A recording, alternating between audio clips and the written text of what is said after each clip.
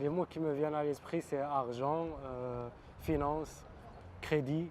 Épargne, prêt. Argent, épargne, carte bleue, voyage. Banquier, rendez-vous, horaire, stress. Formalité, administration, argent, épargne.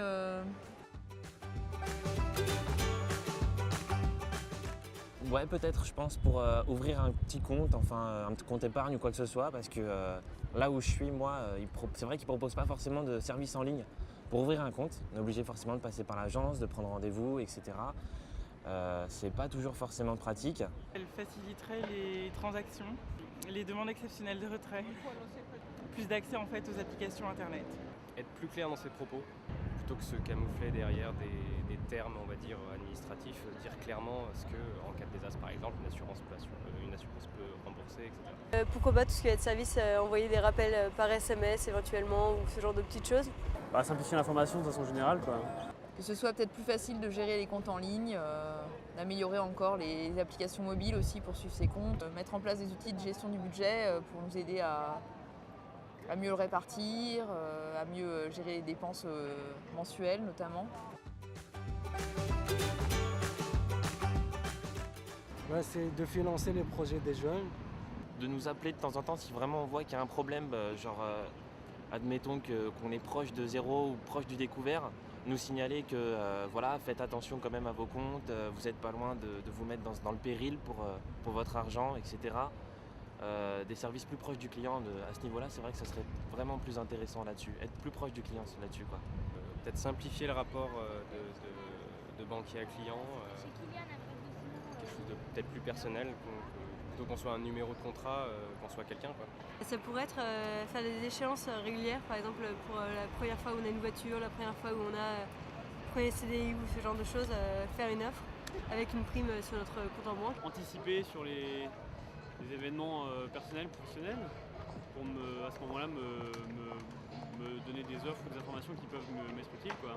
Qu'on me fasse confiance pour un projet que j'aimerais faire. Sur Internet, c'est bien pour faire des transactions en fait, ou des virements, mais pas pour aider les gens comme ça qui cherchent de l'information. Alors pourquoi pas, ouais, mais il faudrait avoir les mêmes services, voire même en mieux, et que les téléopérateurs soient vraiment efficaces et nous permettent de répondre vraiment à nos questions, etc.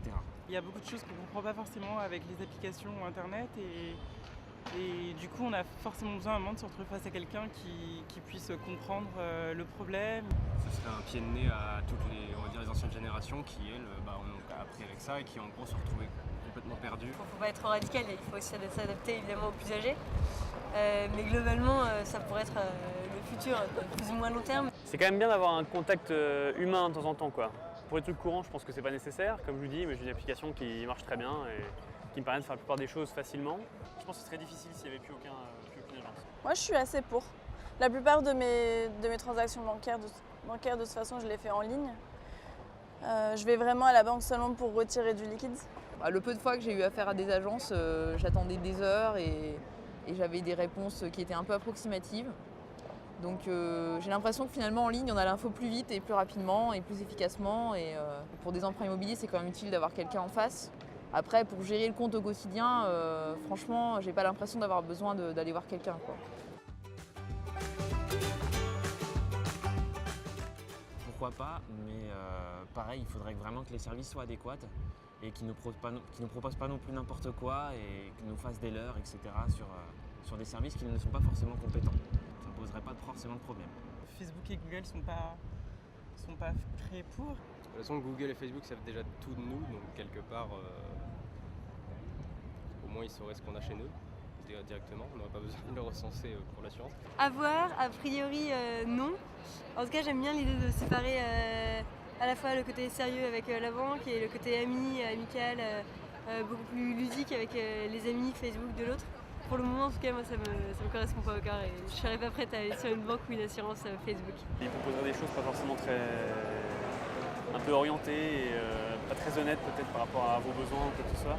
Ça ne m'étonnerait pas du tout qu'ils le fassent.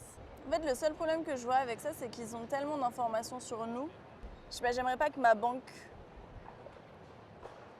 ait toutes mes informations, sache ce que où je vais, ce que je fais avec mon argent tout le temps. Et je pense que ce serait ça le problème avec Facebook et Google. Je suis pas sûre, non. Déjà, c'est aux États-Unis quand même.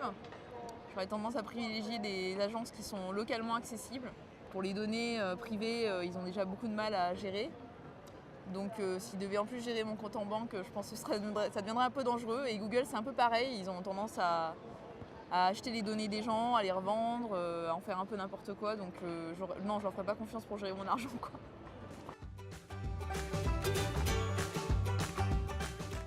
De la monnaie virtuelle, ben, je crois que c'est ça l'avenir de la banque.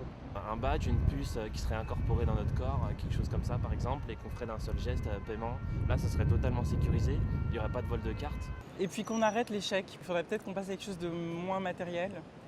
Parce qu'il suffit qu'un chèque prenne l'eau, enfin il y a trop de. C'est pas assez sûr en fait les chèques pour moi.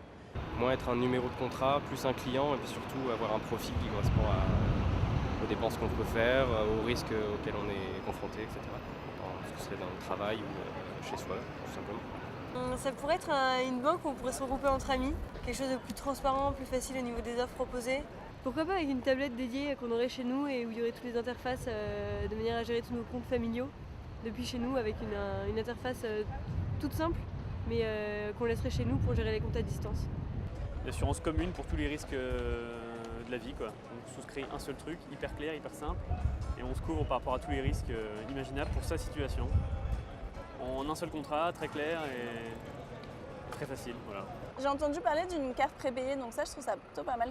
On reçoit notre carte et on peut ajouter de l'argent de notre compte en banque.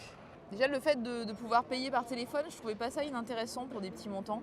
De pouvoir régler autrement que par carte de crédit, de pouvoir utiliser son téléphone portable, de pouvoir utiliser peut-être des cartes.